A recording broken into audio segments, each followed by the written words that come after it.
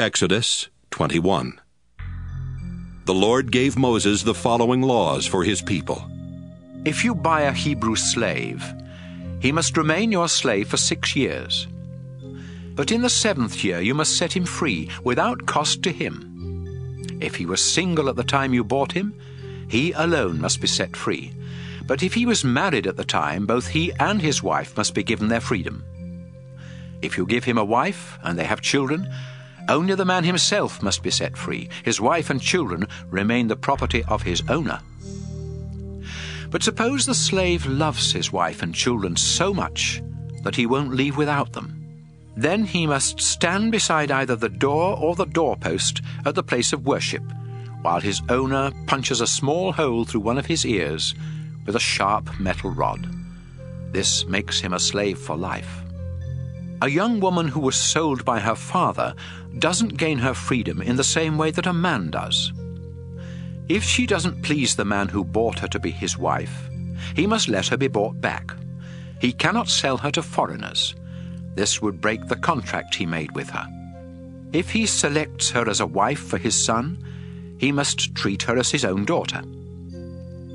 If the man later marries another woman, he must continue to provide food and clothing for the one he bought and to treat her as a wife. If he fails to do any of these things, she must be given her freedom without cost. Death is the punishment for murder. But if you did not intend to kill someone, and I, the Lord, let it happen anyway, you may run for safety to a place that I have set aside. If you plan in advance to murder someone, there's no escape, not even by holding on to my altar. You will be dragged off and killed.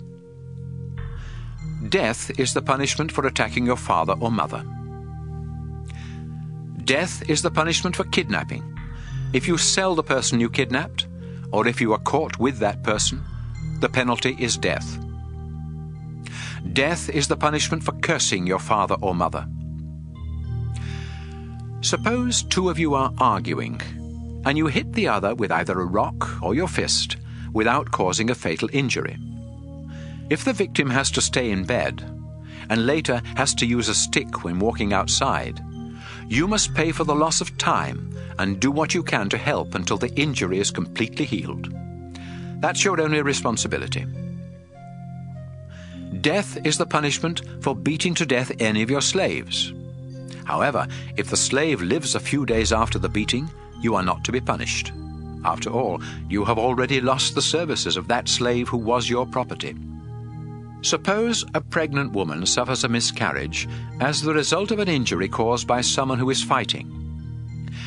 If she isn't badly hurt, the one who injured her must pay whatever fine her husband demands and the judges approve. But if she is seriously injured, the payment will be life for life, eye for eye, tooth for tooth, hand for hand, foot for foot, burn for burn, cut for cut, and bruise for bruise. If you hit one of your slaves and cause the loss of an eye, the slave must be set free. The same law applies if you knock out a slave's tooth. The slave goes free.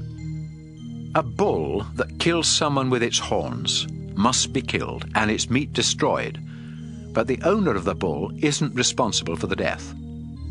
Suppose you own a bull that has been in the habit of attacking people, but you have refused to keep it fenced in.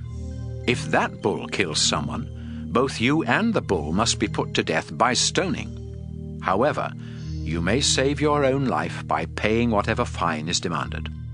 This same law applies if the bull gores someone's son or daughter. If the bull kills a slave, you must pay the slave owner 30 pieces of silver for the loss of the slave, and the bull must be killed by stoning.